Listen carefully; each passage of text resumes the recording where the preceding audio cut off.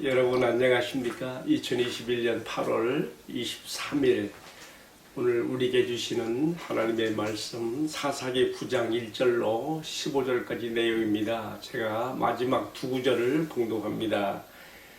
이에 모든 나무가 가시나무에게 이르되 너는 와서 우리 위에 왕이 되라 하매 가시나무가 나무들에게 이르되 만일 너희가 참으로 내게 기름을 부어 너희 위에 왕으로 삼겠거든 와서 내 그늘에 피하라. 그리하지 아니하면 불이 가시나무에서 나와서 레바논의 백향목을 살을 것이니라 하였느니라. 아멘. 막강한 카리스마적 지도력을 행사했던 기드온이 죽고 난 다음에 큰 공백기가 생겼습니다. 이 공백기에 이스라엘은 잠시 또 혼란에 빠지게 되는 것이죠. 자, 이제 누가 기드온에 이어서 이스라엘의 지도력을 행사할 것인가? 상당히 중요한 관심사죠. 근데 지금까지 이스라엘에 등장했던 사사들 가운데 그 누구도 세습으로 이스라엘의 지도력을 행사하는 사사가 된 사람은 한 명도 없었어요. 그런데 여기서 처음 기드온이 죽은 후에 세습으로 나오는 사사 지도자의 지금 등장이 지금 생기려고 하는 조짐을 오늘 본문의 말씀에서 찾아볼 수가 있습니다.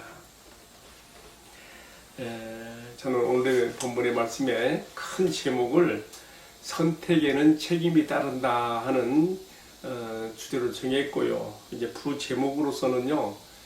가시 같은 지도자의 출현은 그 자체로서 저주가 된다 하는 이 소제목 아래서 몇 가지 말씀을 나오려고 합니다.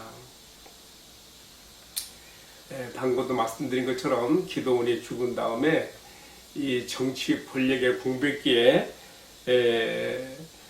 지금 갑자기 치고 나온 사람은 뜻밖에도 기드온의 70 아들들 가운데 나온 것이 아니고 기드온이 가나안족들이 많이 살고 있는 세겜이라는 곳에 가서 첩을 얻어서 자식을 낳았는데 그 아들의 이름이 아비멜렉이었거든요. 근데 기드온이 왜 그 아들에게 70 아들에게 본처에서 난 아들들에게 주지 않았던 이름을 주었는지 모르겠어요. 우리가 추측하건대는요, 기드온이 이 이스라엘의 북쪽 지방, 그 므낫세 지파 사람이기 때문에 므낫세 한 지파의 지도자가 되는 것뿐만 아니라 이스라엘 전체 사사가 되기 위해서는 각 지파의 어떤 그 토호 세력, 중요한 이슈에 있는 사람들의 가문들과 전략적으로 결혼을 해서 이렇게 70 아들을 두었다고 생각이 돼요. 근데 유일하게 지금 가나안족들이 살고 있는 세겜에 가서 지금 첩을 얻어 아들을 낳은 것이 바로 아비멜렉인데 그 아들에게 이상하게도 아비멜렉이라는 이름 뜻이 내 아버지는 왕이다 뜻이거든요. 나는 왕자가 되는, 내가 당연히 그러니까 세습적으로 왕으로 올라가야 되는 그런 정치적 야심을 이 아들이 어려서부터 가졌던 것이 아니겠는가, 이런 추측을 해보게 되는 것이죠. 자, 그렇다면 이제 이 아비멜렉이 자기가 가진 이름처럼 아버지의 대를 이어서 왕 같은 지도력을 행사하는 사사가 되기 위해서 그는 어떻게 했는가? 그의 정치 권력의 음모 술수가 오늘 말씀에 잘 소개가 되고 있습니다. 우리가 흔히 정치판에서 흔히 볼 수 있는 공치 정략의 용어들이 공작의 용어들이 오늘 말씀에서 여러 번 이렇게 나오고 있어요. 첫 번째로는 뭡니까? 그런 지역 감정을 이용했습니다. 그 어머니의 고향 사람들, 외가 쪽에 있는 세겜에 가서 세겜 사람들에게 말하자면 지역 감정에 호소하는 것이죠.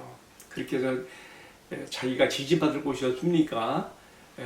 세겜 사람들을 등에 업고 힘을 얻어서 말하자면 정치 권력에 도전하고자 하는 것이죠. 그가 이렇게 말했습니다.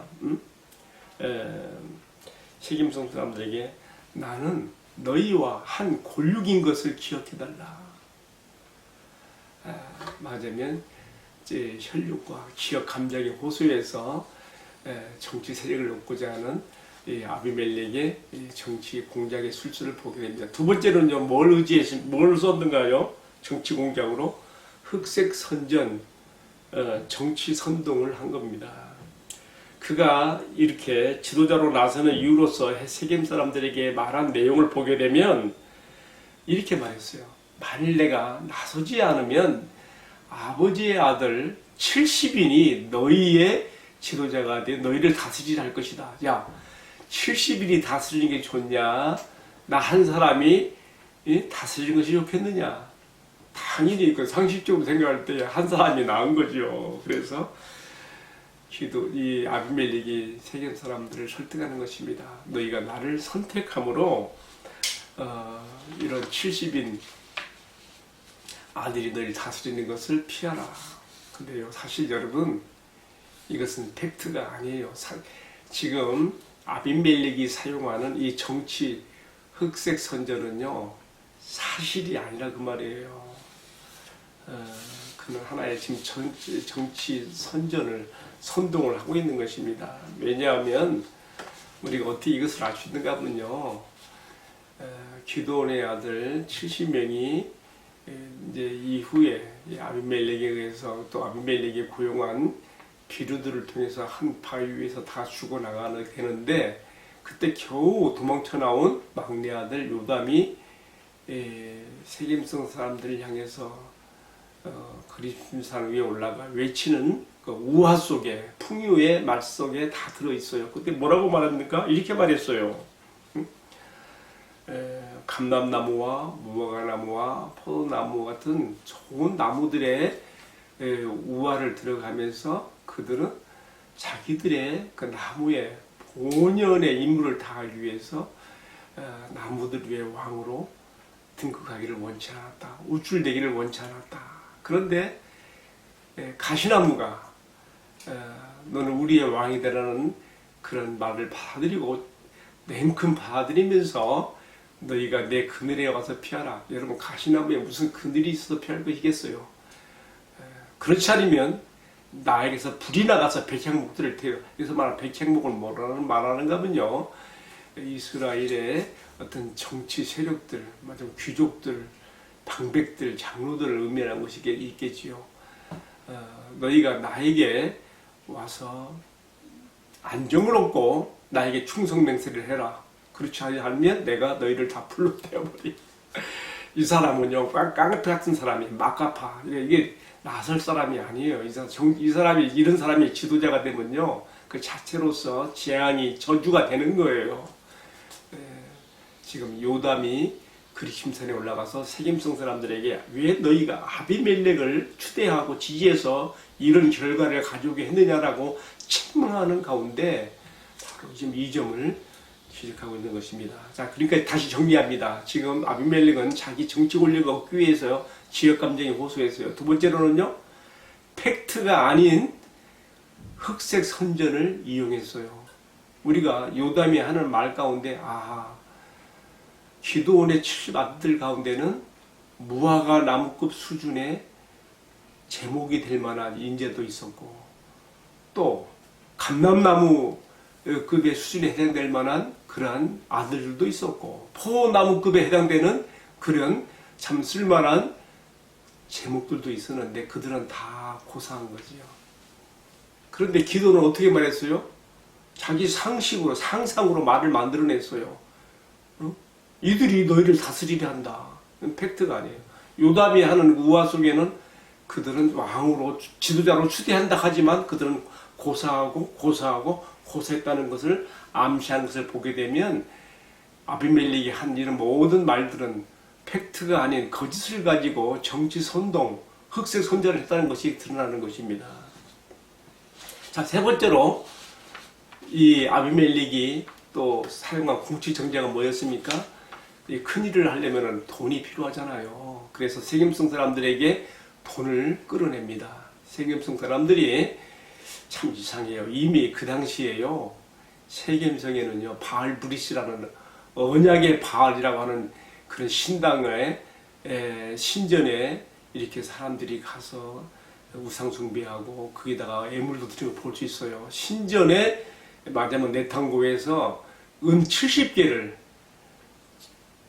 이 아비멜렉에게 정치 자금으로 대주는 겁니다. 자, 그래서 지금 이 돈으로 아비멜렉이 뭘 합니까? 그는 경박한 깡패 같은 불의한 불황당들을 돈 주고 사서 자기 측근으로 삼고 자기 사명으로 삼아서 제일 먼저 한 일이 뭐예요? 아버지의 집에 있는 오보라로 올라가서 70인 아들을 다 한 바위에서 죽이는 것이죠. 자기가 지도자급 공치 전력을 생산하는데 거친돌이 될 만한 기도원의 70아들을 다 죽이게 되는 것입니다. 그런데 그 가운데서 막내 아들 요담이 다행히 살아나와서 이렇게 오늘의 말씀 후반부에 나오는 나무들의 풍요, 비유를 통해서 지금 하나님의 백성 이스라엘에게, 특별히 세겜 사람들에게 책망과 깨우침을 주고 있는 것이죠. 자, 여러분, 이제 오늘 말씀을 이 정도로 정리하고요. 어떻게 적용해야 될까요? 첫 번째로는요, 자신의 선택과 지지에는 반드시 책임이 따른다는 것입니다. 지금 그리심산에 올라가서 세겜성 사람들 향하여 책망하는 요담의 이 우화 속에는 뭐가 들었는가 하면요, 너희의 선택과 지지를 따라서 가시나무 같은 못돼 먹은 아비멜렉이 이스라엘의 지도자로 등극했는데 이것은 전적으로 너희들에게 책임이 있다, 이렇게 말하면서, 그러나 너희들의 선택에는 책임이 따를 것인데, 오늘 말씀 마지막 구절이 뭡니까? 가시나무에서 불이 나와서 백양목을 태우리라. 근데 또 이거 다음 장에 계속 이어지는 말씀 보게 되면요, 불이 가시나무에서 나와서 세겜성 사람들을 태우고, 또 세겜성 사람들에게서 불이 나와서 아비멜렉을 태우는 일이 벌어질 것을 저주성 예언을 했어요. 근데 정말로 하나님께서 어떻게 했습니까? 세겜성 사람들의 마음속에 아비멜렉을 배반하는 그런 그 영을 보내어서 아비멜렉과 세겜성 사람들 사이에 처음에는 좋게 출발했는데 중간에 서로 불신하게 되고 배신하는 마음을 먹게 만들어서 서로에게서 불이 나와서 서로 죽이는 멸망으로 가는 것을 보여주고 있습니다. 여러분, 무엇을 말합니까? 다시 반복되는 이야기입니다. 뒤늦게 후회해야 필요 없습니다. 나의 선택, 나의 지지에는 반드시 그에 따른 책임이 뒤따른다는 것을 우리가 이 말씀에서 배워야 되는 것입니다. 두 번째로 어떻게 이 말씀 적용할까요? 하나님께서는 기록된 말씀을 통해서 자기 백성을 다스립니다. 지금 사사기 저자가요, 말도 안 되는 비상식적인 사건들을 이렇게 사사기에 기록으로 남기는 것은 왜 그렇습니까? 사사기 전체를 지배하고 있는 큰 밑그림이 있어요. 배경이 있어요. 그 뭐냐? 당시에는 왕이 없었으므로 사람들이 자기 소견에 좋은 대로 행하였더라. 다른 말로 하면 사람들, 그 당시에는 왕이 없었으므로 사람들이 자기 눈에 보기에 좋은 대로 행했다. 진정한 왕이 누구예요? 하나님이시거든요. 여호와 하나님께서 이미 모세를 통해 주신 율법이 있어요. 그 속에 다 들어있어요. 어떻게 왕을 선택하며 어떻게 왕이 정치할까 다 들어있었어요. 그러나 그들은 하나님과 또 하나님께서 주신 통치 방식으로서의 율법은 제쳐놓고 자기 말씀을 배우지 않은 거예요. 자기들의 소견에 좋은 상식대로 일을 처리하고 선택하고 진행하다 보니까 이런 잘못을 범하는 것이죠. 여러분, 따라서 사사기에 기록된 이처럼 말로 안 되는 이러한 그 사건과 이야기들은 오늘 이 시대의 우리들에게도 동일한 교훈이 됩니다. 우리가 우리의 생각과 상식대로 살아가면 낭패를 볼 수 있으니 꼭 하나님의 말씀이 너와 너의 삶을, 너의 선택을 주장하게 하라고 하는 뜻이 이 속에 담겨 있는 것입니다. 이제 마지막으로 한 가지만 더 적용합시다. 우리 대한민국의 대선이 내년 앞으로 다가와 있습니다. 2022년 3월 9일이 대통령 선거 날입니다. 6개월밖에 남지 않았습니다.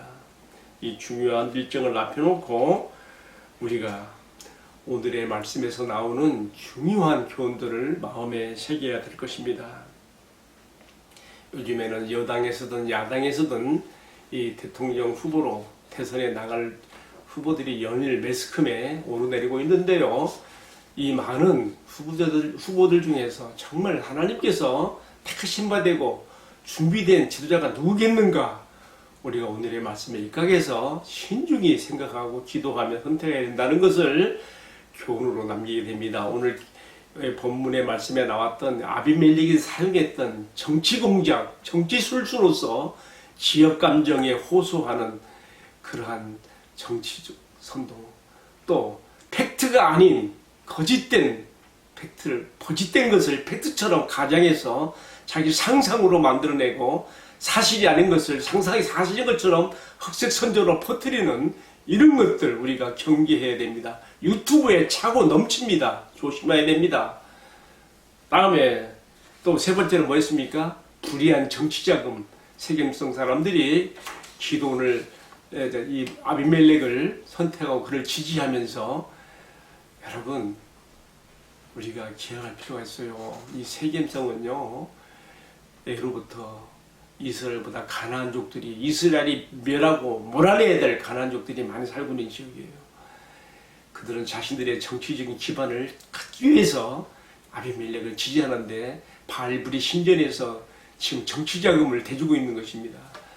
우리가 선택해야 되는 지도자가 정말 돈 문제에서 깨끗한가? 우리 그것도 봐야 됩니다. 그리고 또 네 번째는 뭐였습니까? 이 아비멜렉이 그 불의한 정치자금을 가지고 자기를 지지할 만한 사람들을 택하는데 측근들을, 사병들을 고용하는데 어떤 사람들 택했어요?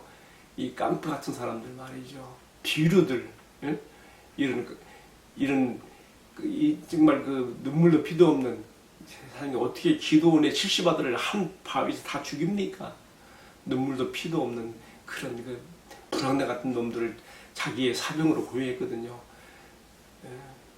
대통령 선거에 후보로 나서는 이들의 주변의 인물들이 어떤 사람들인가 그것도 봐야 됩니다. 등등 오늘 우리가 오늘 말씀에서 우리에게 참 하나님께서 준비된 지도자를 선택하는데 우리가 어떤 분별력을 가져야 될 것인가 많은 교훈을 주고 있습니다. 여러분 오늘 말씀을 마음에 새기면서 우리 교회와 성도들은 이 나라에 정말 하나님께서 준비시켜 주신 지도자가 나오기를 위해서 기도해야 될 것입니다. 함께 기도합시다. 살아가시는 주님, 우리 대한민국에 다음에 나올 대통령은 어떤 당에서 어느 누가 나올지 모르겠지만은 그는 진정 모세처럼 사무엘처럼 다윗처럼 이 나라와 백성들을 위해서 준비된 지도자가 나올 수 있게 하옵소서. 주님, 이 나라의 가장 큰 해결 문제는 사람들이 이념의 문제로 마음들이 다 갈라져 있고 찢어져 있고 이것 때문에 너무 많은 상처와 고통이 이 민족 가운데 있습니다.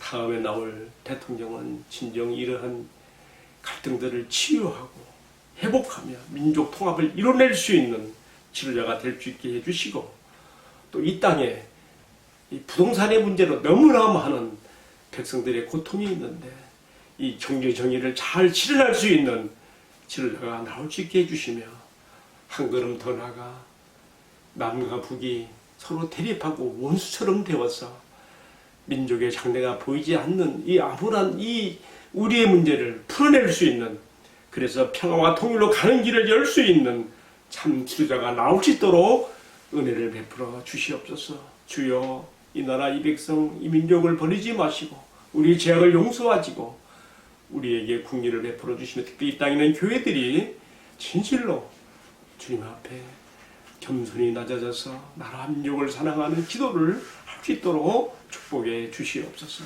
이 모든 말씀을 존귀하신 우리 주님 예수 그리스도의 이름으로 기도 올리옵나이다. 아멘.